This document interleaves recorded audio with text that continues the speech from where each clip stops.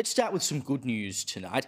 One Nation has won an extra Senate seat today. Of course, there was talk that Pauline Hanson's daughter Lee could win down in Tasmania, but as we know, Jackie Lambie managed to fend her off. But she's managed to get a candidate over the line in Western Australia. Tyron Whitten was declared the winner of the final Senate spot today. And he seems like exactly the kind of bloke we should have more of in Parliament.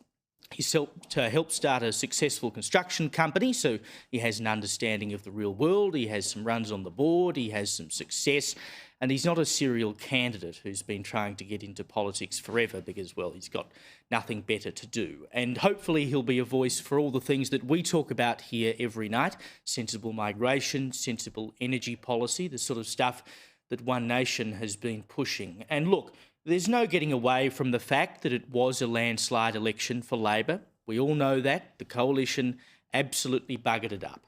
But this is a great effort by One Nation. It's the first time, we should note, that they've had a senator elected outside of Queensland without it being a double dissolution election. Now, of course, as a double dissolution, the whole of the Senate has to go up for election. So the quota you need to get elected is halved. That's why a bunch of One Nation senators were elected in 2016.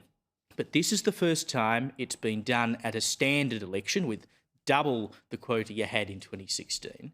And that is no mean feat. So I know a lot of people are licking their wounds and down and out about the election result, but let this be an example of the fact that things may not be as bad as you think they are. I mean, Conservatism hasn't just died overnight in Australia, and it's probably a good moment to consider as well that if all of these small right-of-centre parties, and there's plenty of them, and their preferences, of course, got this fella in, but if they knocked their heads together and formed a united front, like Reform in the UK, they'd probably be a lot more powerful than many people realise. So good luck to him, and I'm sure we'll see him here on our screens very soon. Speaking of Conservative politics, of course, the Coalition back together now, so they'll have to work out whether or not they support net zero by 2050. Now, you probably know my view. I think they need to get rid of it, and I'll talk a bit more about that in a moment. But let's go through how all of it played out today first. Now, obviously, yesterday, opposition leader Susan Lee said that she wouldn't just be backing net zero at any cost. Essentially, if we're going to back net zero, it has to be because we think it's the best deal for the Australian people. We can't just blindly follow down the road of net zero. Well, this was Lee on Sky this morning. The agreement with the Nationals was that we would, as a first step, announce as one of the policies we have jointly as a coalition to remove the moratorium. There's plenty of work to be done in terms of nuclear energy policy more broadly after that. That's a good starting point. But we'll take the time to get this right. We'll work through the issues.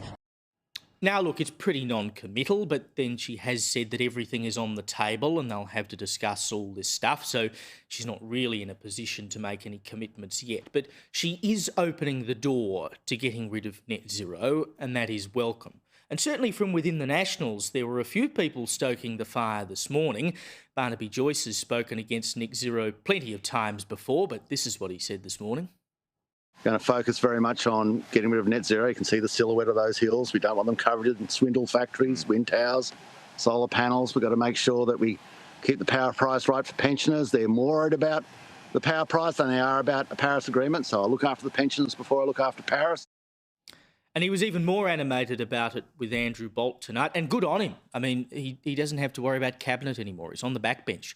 He can say exactly what he wants, which will be good because we know Barnaby will speak his mind and often speak common sense. And another former Deputy Prime Minister who's been dumped from the Shadow Ministry is Michael McCormack. He's also questioning the value of net zero.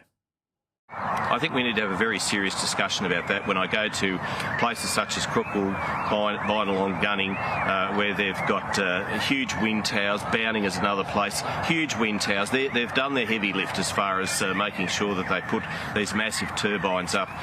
The solar factories that are bobbing up all over, taking up valuable arable country, farmland. I think regional Australia has done its fair share, and I think we need to revisit that, given the fact that the world, indeed America and other countries and other political parties in other nations have really revisited this net zero. I think the Nationals will do the same.